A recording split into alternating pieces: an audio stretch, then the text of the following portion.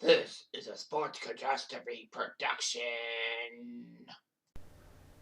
Hey there, how there, ho there, it's Jeff Cutastrophe, and welcome to another Sports Catastrophe birthday boy! And the birthday boy for today, May the 20th, is a NASCAR legend. He's co-owner of Stewart Racing and won 4 NASCAR championships. Well, 2 as a driver, 1 as an owner/driver, and 1 as an owner. He is actually the only driver in history to win a championship in both IndyCar and NASCAR, which is amazing because this guy was a NASCAR legend, but he also is an IndyCar fan. Unfortunately, he was known for his hot temper and sarcasm with the media. He was famous for driving the number 20 Home Depot car. That's how I remember him. So, anyway. He won 3 NASCAR driver titles. Funny thing is, under 3 sponsorships. The Winston Cup in 2002 before it turned to Nextel with the main sponsor in 2005, and then Sprint in 2011. Anyway, he was voted into the NASCAR Hall of Fame. He's 52 years old today. He is Tony Stewart.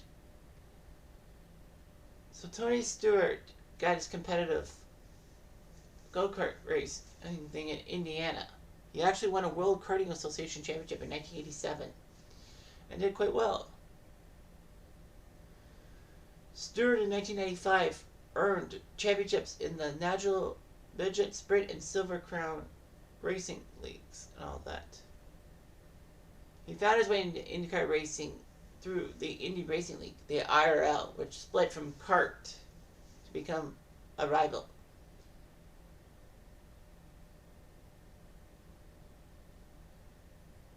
In his IRL debut at Walt Disney World Speedway, he actually finished second to Buzz Calkins, and then he would have problems in Phoenix. However, for the Indy 500, he actually qualified.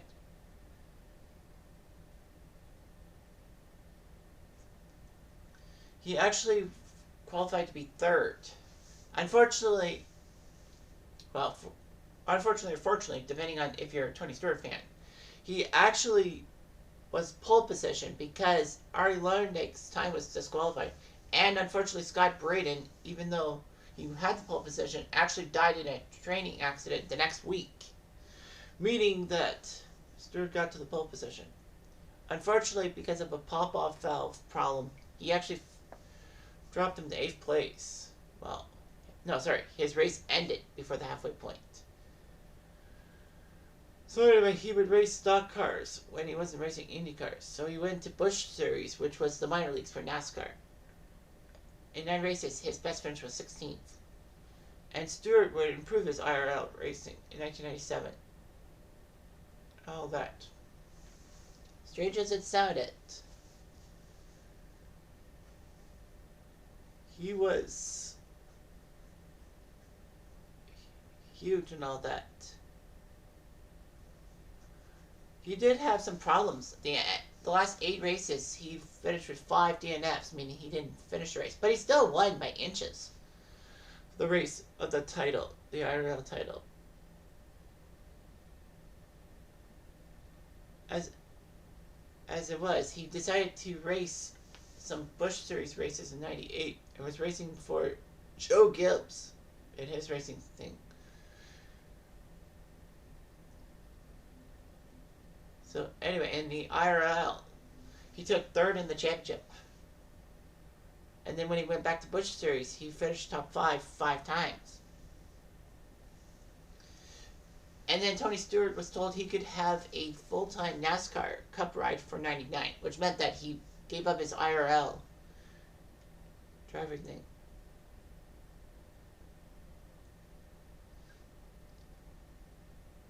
Anyway, he did what he could. So in '99, he started his NASCAR Cup career with a bang, finishing in 2nd place on the qualifying thing for the Daytona 500. Unfortunately, problems with the car relegated him to 28th place. He wowed a lot of people. He actually won 3 races at Richmond, Phoenix, and Homestead, becoming the first rookie to do so.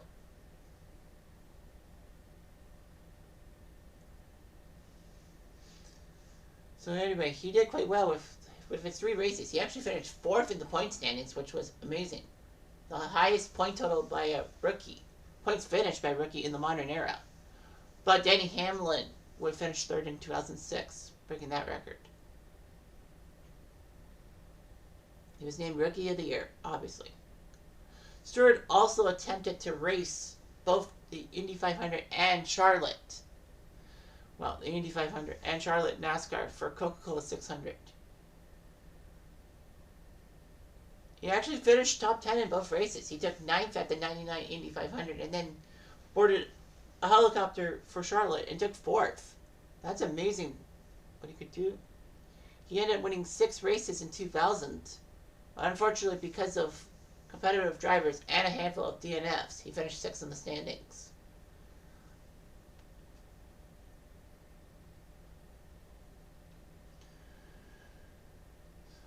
Stewart decided to do the Memorial Day double in 2001 during the Indy and Coca-Cola 600. Despite a rain delay at Indianapolis, he finished both races.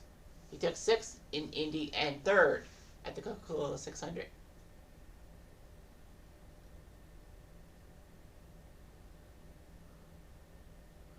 Unfortunately, Stewart would become known as a bad boy because of his fines and periods of probation.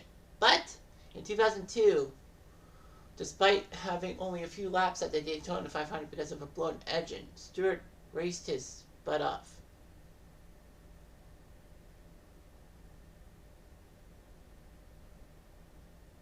Stewart was on a hot streak. After his win at Watkins Glen, he actually consistently got into the top 10s and took off and won the title over Mark Martin to win his first Winston Cup championship. Stewart didn't really have many problems in 2003. Unfortunately, he would only finish 7th in the point standings. In 2004, he ended up taking 6th place in the point standings.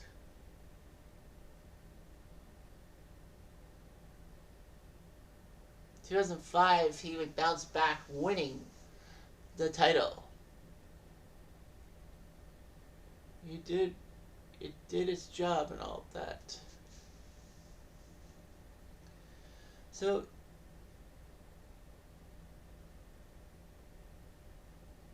anyway, he knew what he could do and all that. Stewart kept winning races so that people across America would get Home Depot discounts. Kind of cute. He was well behaved in the 2005 season, and with the new chase for the Cup format, he did quite well. Unfortunately, he was up and down by 2006.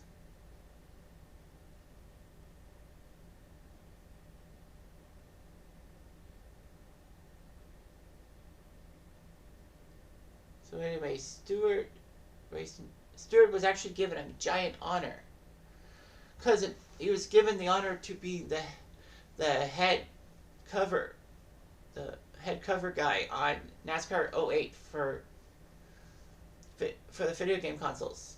I remember having NASCAR 08 for the PS2. That was the 3rd time Stewart was on the cover of NASCAR. He was in 01 and 03. But anyway, it was just what he could do and all that. So anyway, Stewart won a giant race at Talladega, then left Joe Gibbs Racing to go to Stewart Haas Racing to be a owner driver. Stewart decided to wear number 14 on his car in honor of AJ Foyt. He's still the 3rd most successful driver for Joe Gibbs Racing, with 33 wins, behind only Kyle Busch with 59 wins and Denny Hamlin with 44. Ryan Newman would become Stewart's teammate for Stewart Haas Racing.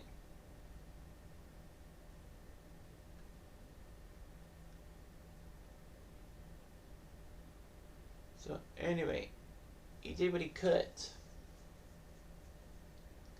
He took 6th place in his first year as owner driver.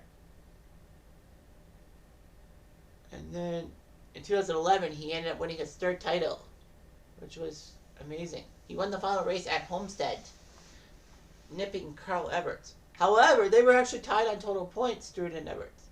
But because Stewart won 5 races and Carl Everts only won 1, Stewart took it, becoming the first driver owner since Alan Kulwicki in 1992 to win the title.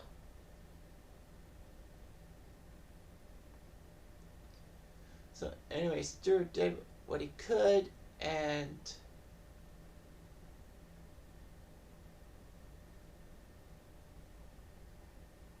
you know, it was just injury prone. Well, he took 9th in points after that. And he was still racing for NASCAR and all that for many years. 2016 would be his final season. So he had a good 18-year run in NASCAR and all that. Unfortunately, Tony Stewart will sometimes be remembered for a gigantic incident. In 2014, at a sprint kart race in Canandaigua, New York, I knew I would misspell that. Halfway through the race, Stewart bumped Kevin Ward Jr., causing Ward to lose control and spin out onto the wall. It was a yellow flag. And instead of waiting for race officials, Ward decided to exit his vehicle and walk onto the track, trying to get at Tony Stewart. Unfortunately, he hit Ward, impacting him with the right rear tire. Ward was flung 25 feet across the track to his death.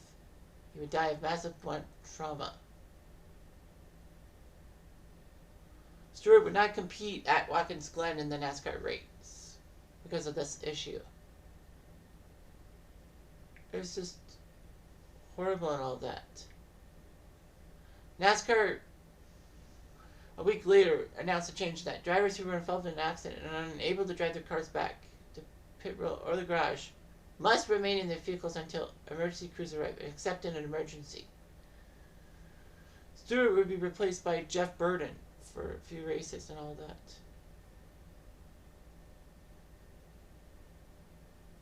So, anyway, it was a tough tragedy and all that. However, a grand jury declined to indict Stewart on chance of manslaughter and negligent homicide, mostly because Ward actually was the aggressor in all of that. And he actually was under the influence of cannabis.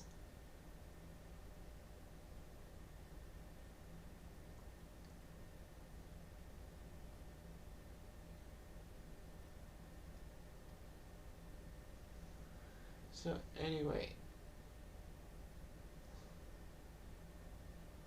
it was a giant accident and all that.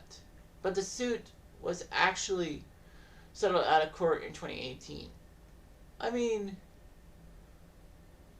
the Ward family does have a right to pursue these charges and all that. So yeah, so he's been into many Hall of Fames, including the NASCAR Hall of Fame. He still owns the record for most wins at Chicagoland Speedway with 3, Homestead, Miami with 3, and Watkins Glen with 5. So anyway, Tony Stewart would do a lot of shows and all that. He would actually be on the Cleveland show. I don't know why. Yeah, Tony Stewart did all that.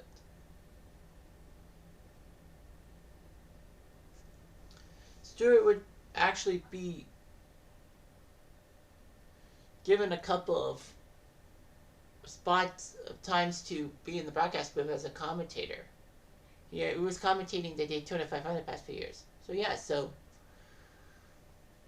he's on the cover of NASCAR 01, NASCAR 2004, and NASCAR 2008.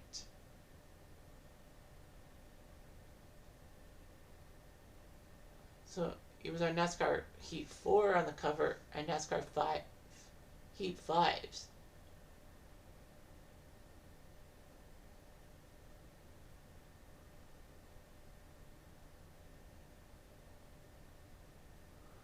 He has a couple of games out, SRX, the game, and Tony Stewart Sprint Car Racing and All American Racing.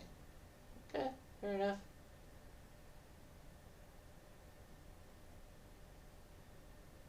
So anyway, he did quite well, winning the IRL Championship in 1997. Indy 500, his best finish was 5th in 97. And NASCAR 3 titles. So he can't be beat. And he knows he's good. And Tony Stewart gave Home Depot a chance to live. Anyway, I'm Jeff Diamond. I do.